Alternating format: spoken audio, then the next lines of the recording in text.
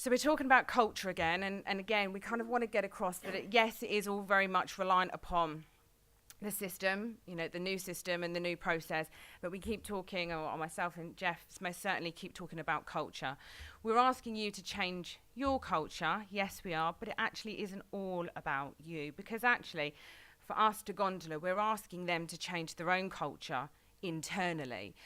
So, these guys, the restaurant managers, are going to have the Cloudfm portal, and it's hoped that they'll all have it on their till points. So certainly if they don't have it on their till points, or they will or have it on their PC terminal, but they'll have their own portal.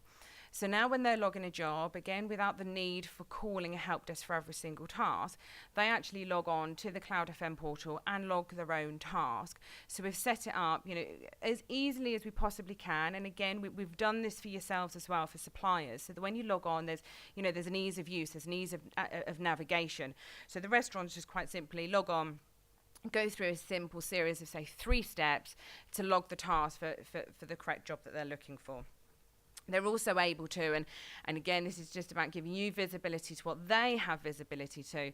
They can obviously log their jobs. They can see their tasks. They can see their outstanding. They can see their history of tasks.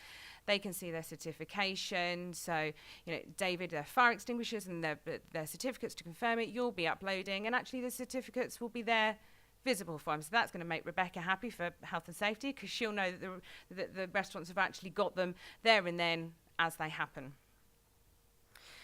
So again, I come back to you guys in change of culture, change of process. This is more change of process. So when a task is logged and it comes from the restaurant onto the portal, and the instruction comes to you guys, and the instructions that come to you will be via email. So again, I do keep hitting home, please make sure that we've got the correct emails within our system. Now again, I know that many of you have actually completed the registration, which is great, and we're just kind of ploughing through all of those at the moment, and you will have inputted already the email addresses that you wish the system to communicate to you. But whether you leave today and think, oh, hold on a second, I'm the MD of Sprint Refrigeration, actually I managed to put my email address in. Well, I don't want all instructions to come to me, I want to set up a separate mailbox. You have the opportunity to log into the system once it's all live for yourselves to go in and change it. So, and again, that's there if you do not set up a general mailbox that everyone's going to share internally at your own office. If someone then goes on holiday, you might want to change that address, so you have the ability to do that. So, do make sure you give that some thought and make sure the system is set up correctly. So the email that will come across will be the detail of the job that we've taken from the restaurant.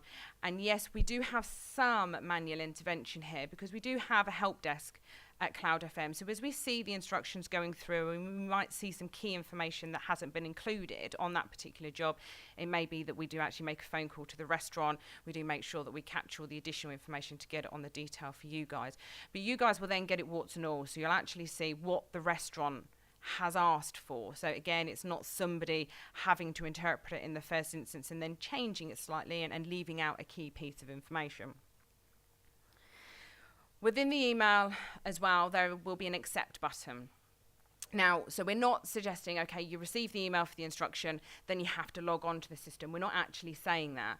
What we're saying is, here's the email, there is an accept, please accept it. When you click that accept button, it will launch an Internet Explorer page. So just a typical web page that you're all very used to, and your operational teams and help desk will be very used to. And it's at this point that they go in and that they then fulfill the ETA window as to who's going to attend. So we're still going to be working on the basis of jobs, and there may be some change. And, there are things that will change over, the coming months and as we go into this process to help Gondola, manage the instructions and manage the portfolio slightly better.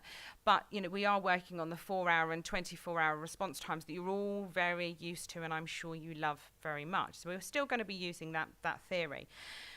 But when we instruct you, and again, I'm sure you're all very used to this, when we instruct you with a 4-hour window or a 24-hour window, and we're asking you to confirm the ETA, please don't just simply reiterate the 4-hour window. So if we instruct you at 10 o'clock in the morning, and therefore you've actually got until 12 o'clock, no, even I can't add up, 2 o'clock in the afternoon, don't simply just reiterate, don't just replicate that. If you've got a guy that's an hour away, do you know what, fill the ETA window in with 11 o'clock. Don't just leave the window, because again, it's true visibility for the restaurants to be able to log on to the portal, and indeed ourselves to log on and actually see when you're going.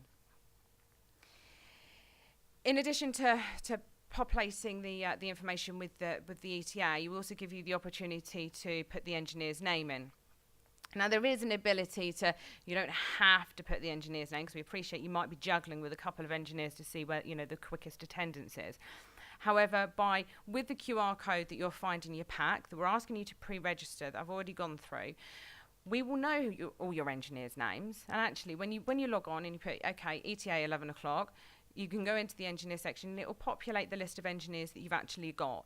If you then select one of those, we know that John is going to go, or Darren is going to go, or Sarah is going to go and unblock the drains, whatever it might be. However, you can indeed ignore it. If you've got a new operative and you haven't yet had the chance to get them registered with us, we don't actually know their name, it doesn't matter, don't worry too much, but we do ask for it, because the other thing, it then tells the restaurant who to expect. So it's kind of it's a nice to have, it's a value add. Don't think it's the whole Big Brother thing that we're watching all your engineers and we know everyone and we want to manage your engineers. It's not that. It's about giving that additional comfort and information over to the restaurant. If indeed there are times that you do need to subcontract a piece of work, and I will say that's with express permission of Gondola, because you all know very well that actually all of the works that you should undertake should be directly employed engineers. However, there are times when it's a specialist piece of kit or a specialist type of work that you actually need to undertake, and therefore you need to subcontract.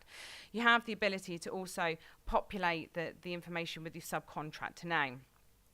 Again, I say with the express permission.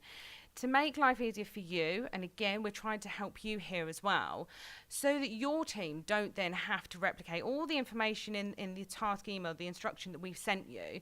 We give you the opportunity to say, okay, this is the subcontractor name, and actually, yes, please send them the instruction. So we can send an instruction to that subcontractor for you on your behalf. So it's not about us cutting you out or anything else, but we can make sure they get the same information that your directly employed engineers would have. So finally for me, for the first bit, it's just that pretty little picture. So you will get to see your engineers where they are, and the engineers will be replicated by all these little green balloons, so that they're saying that they're live on the Gondola portfolio. So you're obviously, you may only have a handful of balloons on your particular map, but Stephen, like I said, might have 90 balloons on his map, because actually he's seeing every single contractor, and indeed that we're seeing that too. In addition to be able to seeing that map, when you log on as a supplier, you'll see that map, but you'll also see your outstanding tasks that you've yet to complete. So actually, if your guys do log on and they think, okay, I need to do a bit of management of my resource here, and I've got some additional resource, where have I got some outstanding tasks, you'll see your map, and then on the left hand side, and it's not replicated here, but you will actually see your list of outstanding tasks. You can always start bundling them together and thinking, okay, I can get these additional tasks over to this guy. He's only 5 miles down the road of that one that's outstanding. So we're hoping for those that perhaps many of you I know are very efficient, and you've got very efficient ways of resourcing, and you've got your own ways of managing your engineers. Darren, it's normally on the back of a mobile phone in your fag packet, but you don't smoke anymore, so it doesn't work anymore. But you've got this system there available for you, so you can actually start grouping the tasks together and getting them out.